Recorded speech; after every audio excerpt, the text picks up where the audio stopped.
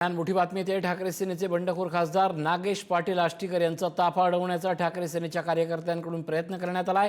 नांदेड अर्धापूर महामार्गावरील पिंपळगाव पाटीजवळ ठाकरे सेनेच्या कार्यकर्त्यांनी आंदोलन केलं। आष्टीकरांच्या विरोधात ठाकरे सेनेच्या कार्यकर्त्यांनी जोरदार घोषणाबाजी केली।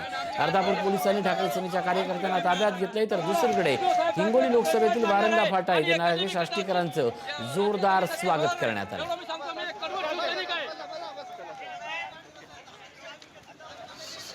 विधानसभेत गेल्या आणि आम्ही नागेश याच्या निषेधार्थ शिवसेना उद्धव बाळासाहेब ठाकरे पक्षाचे निष्ठावान शिवसेना या ठिकाणी निषेध करताना दिसतात।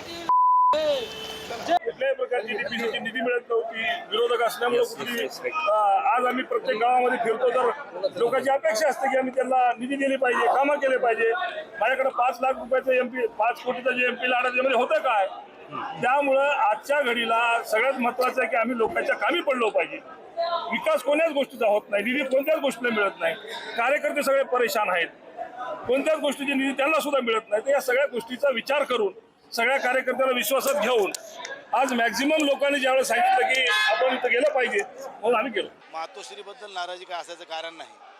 मातोश्रीने मला काही भरपूर दिलेलं आहे, त्यामुळे त्यांच्याविषयी नाराजी असायचं कारण नाही। स्थानिकचं राजकारण होतं, बऱ्याचशा अडचणी होत्या, पक्षात नवे आलेले लोक आम्ही स्थापनेपासून सोबत असून आम्हाला अडचणीच्या गोष्टी समोर जावं लागत होतं। आणि मग कार्यकर्त्याचा कालच्या जिल्हा परिषदेच्या निवडणुकीला बघितलं असेल की मोठ्या प्रमाणामध्ये इंटरनल वादातून काही आमच्या बऱ्याचशा जागा पडल्या। या सगळ्या गोष्टीमुळेच कार्यकर्त्याच्या भावना दुखावलेल्या होत्या आणि त्या अनुषंगाने ह्या सगळ्या झालेली प्रक्रिया आहे।